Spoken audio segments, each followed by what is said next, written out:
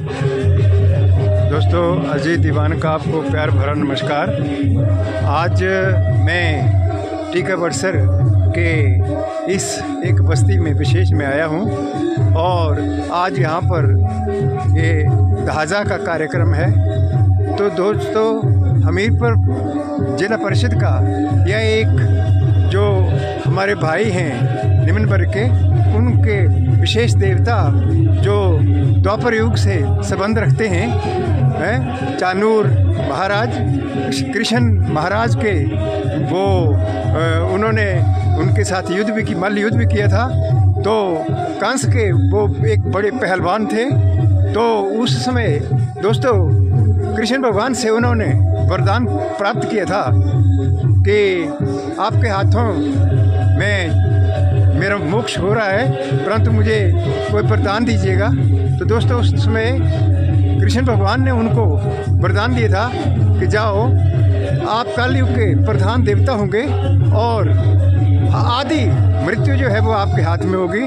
तो उस संबंध में आज इस बस्ती में, बड़सर की बस्ती में मेरे के समीप जो है वो कार्यक्रम का आयोजन हो रहा है। तो यहाँ पर हमारे आदरणीय मुख्य अतिथि सुभाष टिटवालिया जी भी आए हुए हैं, साथ में पवन शर्मा जी भी हैं। तो मैं इस संबंध में अब आपको ये पूरा विवरण जो है यहाँ दिखाता हूँ। दोस्तों, आप ज़रूर देखेंगे कि कितना रम्य है ये इनका कार्यक्रम।